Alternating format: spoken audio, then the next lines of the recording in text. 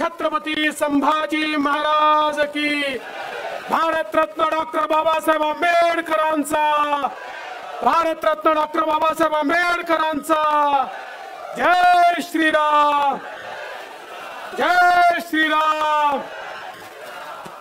मंचावर उपस्थित महाराष्ट्राचे आपले अध्यक्ष चंद्रशेखर बावनकुळेजी, आपल्या लोकप्रिय उमेदवार श्रीमती नवनीतताई राणा, जोगेंद्र कवाडे सर, रामदास तडसजी, डॉक्टर अनिल बोंडेजी, प्रवीण पोटेजी, युवा स्वाभिमानचे स्वाभिमानी नेते रवी राणाजी, प्रतापदादा अडसळ, आशिषजी देशमुख, सचिनजी खरात, निवेदिताताई चौधरी, जयंतजी डेहनकर, विजयजी हरगुडे, शिवराय कुलकर्णी, किरणजी पातुरकर, किरणताई महल्ले, जगदीश भाऊ गुप्ता, प्रमोदजी कोरडे, रुपेशजी खडसे, अरुणजी पडोळे, रमेशजी बुंदिले, प्रभुदास भिलावेकर, चरणदास इंगोले, पंकज जाधव, निळकंठ कात्रे, रवींद्र खांडेकर, राजेश वानखेडे या ठिकाणी उपस्थित भारतीय जनता पार्टी, शिवसेना, राष्ट्रवादी, रिपाई, युवा स्वाभिमान, लवजी शक्ती सेना आणि आपल्या तमाम महायुतीचे घटक पक्षाचे नेते आणि उपस्थित भगिनी आणि बंधूंनो, सर्वप्रथम मी तुम्हाला एक खुशखबरी देणार आहे। एक अत्यंत चांगली घटना झाली आहे। आमच्या नवनीत राणांवर जे लोक बोट उचलत होते त्यांना आज सुप्रीम कोर्टाने जबाब दिलाय आणि आताच 10 मिनिटांपूर्वी सुप्रीम कोर्टाचा निर्णय आलाय आणि सुप्रीम कोर्टाने नवनीत राणांचं सर्टिफिकेट पूर्णपणे वैध ठरवलेलं आहे।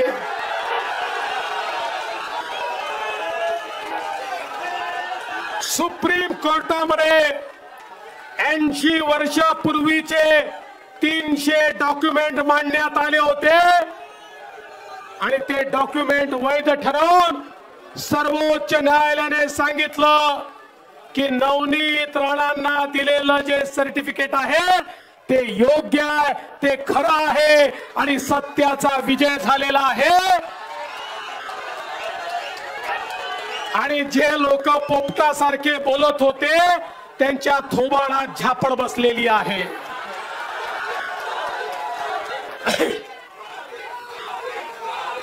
जिसका आरंभ अच्छा होता है उसका अंत भी अच्छा होता है।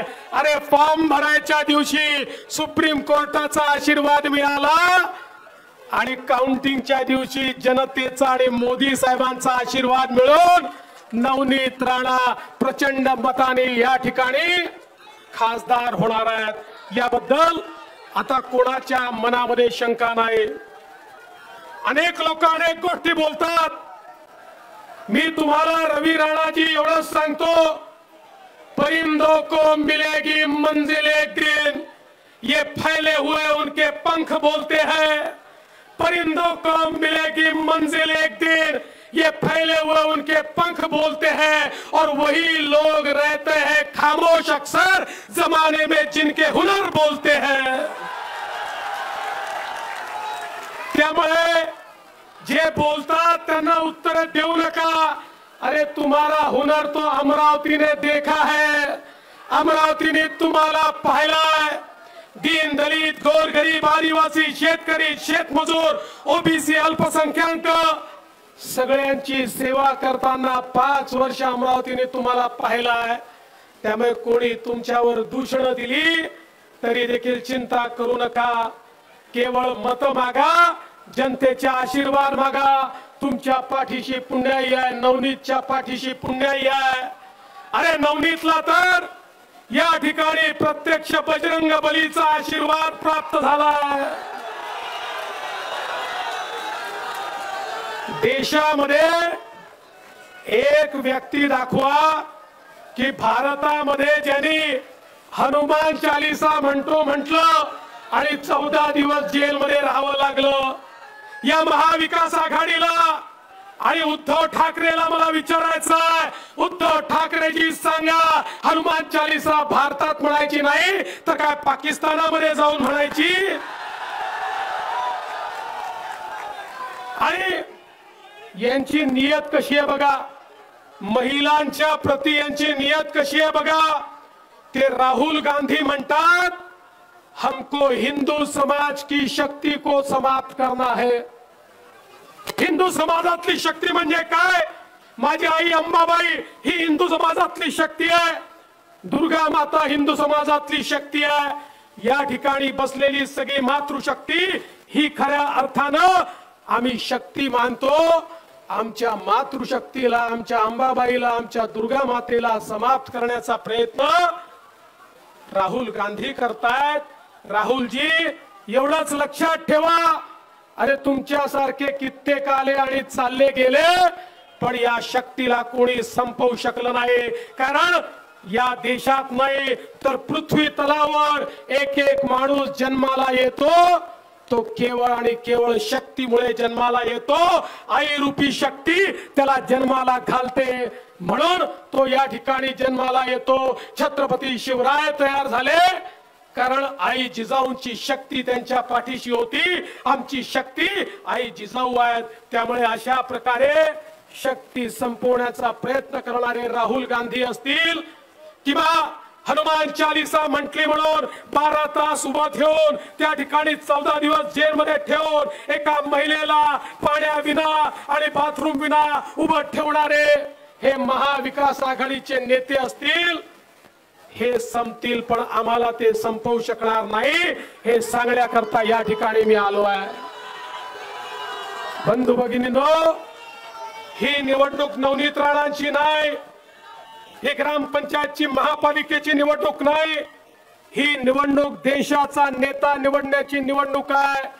देशाचा प्रधानमंत्री कोण असेल, देशाचं नेतृत्व कोण करेल, कोण या देशाला मजबूत करू शकतं, याची ही निवडणूक आहे। आणि या देशाच्या जनतेने ठरवलंय, या देशाची कमान मोदीजींच्याच हातामध्ये द्यायची। तिसऱ्यांदा मोदीजींना आपण निवडून देणार आहोत, कारण या देशामध्ये मोदीजींनी गरीब कल्याणाचा अजेंडा चालवला। एक असा प्रधानमंत्री ज्यांनी जात पाहिली नाही, धर्म पाहिला नाही, पंथ पाहिला नाही, भाषा पाहिली नाही।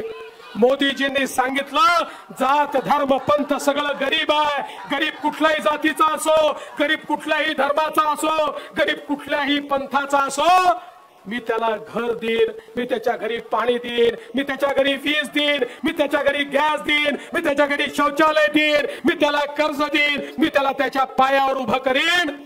आणि मोदीजींनी काय चमत्कार करून दाखवला, 10 वर्षामध्ये 25 कोटी गरीब हे गरिबी रेषेच्या बाहेर आले। जगाच्या पाठीवर मोठ्या मोठ्या अर्थशास्त्रांना जे जमलं नाही, ते चहा विकणाऱ्याचा मुलगा नरेंद्र मोदी पंतप्रधान झाल्यानंतर त्यांनी करून दाखवलं। 25 कोटी लोकांना गरिबी रेषेच्या बाहेर काढलं। जगभरातले अर्थशास्त्री म्हणतात, हे कसं झालं त्यांना देखील समजत नाही, पण या ठिकाणी एक संवेदना होती, गरिबाकरता काम करण्याची इच्छा होती। जीवनातला क्षण आणि क्षण, रक्ताचा कण आणि कण हा गरिबाला समर्पित होता, आणि म्हणून मोदीजी हे करू शकले। आज 25 कोटी लोक जे झोपडीमध्ये राहायचे, झोपडीमध्ये ते पक्क्या घरात राहतात मोदीजींमुळे। 50 कोटी लोक ज्यांच्या घरी नव्हता, पाणी दुरून आणावं लागायचं, घाणेरडं पाणी प्यावं लागायचं, 50 कोटी लोकांच्या घरामध्ये शुद्ध पिण्याचं पाणी पोचवणाऱ्या व्यक्तीचं नाव आहे देशाचे प्रधानमंत्री नरेंद्र मोदीजी। 35 कोटी लोक असे होते ज्यांना वीज मिळत नव्हती, त्यांच्या घरापर्यंत वीज पोचवण्याचं काम हे मोदीजींनी केलंय। आणि हे सगळं करत असताना एकीकडे गरीब कल्याणाचा अजेंडा, दुसरीकडे शेतकरी कल्याणाचा अजेंडा आणि तिसरीकडे महिला कल्याणाचा अजेंडा। रवी राणा, आता लक्षात ठेवा, पुढचा जमाना तुमचा नाही, पुढचा जमाना नवनीत राणांचाच आहे, कारण आता मोदीजींनी सांगितलंय. आता मंचावर बसलेल्यांनी लक्षात ठेवा, 2029 साली तुमच्यातले अर्धे लोक दिसणार नाही, अर्ध्या महिला या ठिकाणी बसल्या असतील, कारण मोदीजींनी सांगितलंय 2029च्या महाराष्ट्राच्या विधानसभेमध्ये 33% महिला आमदार आणि देशाच्या लोकसभेमध्ये 33% महिला खासदार, महिला राज मोदीजी आणणार आहेत. आणि म्हणून महिलांचा आशीर्वाद मोदीजींना. आज मोदीजींनी 31 कोटी महिलांना मुद्राचं कर्ज दिलं. 31 कोटी महिला पायावर उभ्या राहिल्या नाहीत, 31 कोटी परिवार पायावर उभे राहिले. कारण एक महिला जेव्हा पायावर उभी राहते ती आपल्या परिवाराला पायावर उभं करते. हा चमत्कार मोदीजींनी करून दाखवला. 83 लाख बचत गटांना 8 लाख कोटी रुपये. 8 लाख कोटी म्हणजे किती शून्य लागतात मला देखील समजत नाही. एवढे 8 लाख कोटी रुपये मोदीजींनी 83 लाख बचत गटांना दिले आणि सांगितलं, माझ्या महिला जेव्हा पायावर उभ्या राहतील त्याच वेळी माझा देश समृद्ध होऊ शकेल. मोदीजींनी सांगितलं, माझा आदिवासी समृद्ध झाला पाहिजे. 16,000 कोटी रुपयाची योजना आदिवासींकरता तयार केली. स्टँड अप सारखी योजना तयार करून आमच्या शेड्यूल कास्ट, आमच्या अनुसूचित जातीच्या लोकांमध्ये, युवकांमध्ये उद्योजक तयार झाले पाहिजे. देशाच्या प्रत्येक ब्रँचला सांगितलं, जी ब्रँच बँक नाही, बँकेची प्रत्येक ब्रँच ती जर अनुसूचित जातीच्या तरुणांना त्या ठिकाणी लोन देणार नाही तर मी त्यांचा लायसन्स कॅन्सल करून टाकेन. प्रत्येक ब्रँचला अनुसूचित जातीच्या युवांना त्या ठिकाणी खऱ्या अर्थानं लोन द्यावं लागलं आणि 12 बलुतेदारांकरता त्या ठिकाणी योजना आणून मोदीजींनी आमच्या ओबीसी समाजामध्ये पारंपरिक जे लोक काम करतात अशा लोकांच्या जीवनामध्ये परिवर्तन आणण्याचं काम केलं. आणि म्हणून बंधू भगिनींनो, प्रत्येक समाजाला, प्रत्येक घटकाला मोदीजींचा आशीर्वाद आणि मोदीजींची मदत मिळाली. आता आपल्यावर ही वेळ आहे. मोदीजींनी आपल्याकरता काम केलंय, मोदीजींना आशीर्वाद देण्याची संधी आहे. आता ज्यावेळी कमळाचं बटन आपण दाबू, आपलं मत हे केवळ नवनीत राणांना नाही, आपलं मत थेट मोदीजींना मिळणार आहे.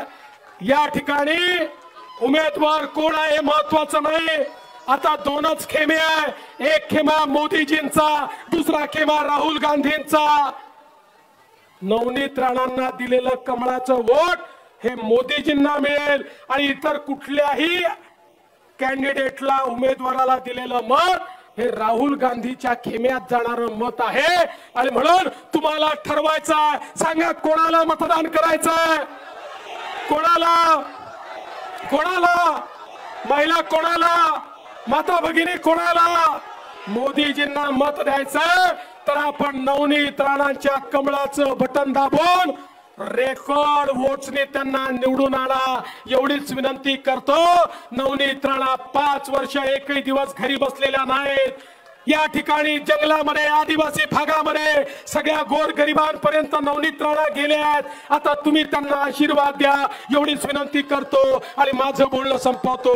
धन्यवाद. जय हिंद.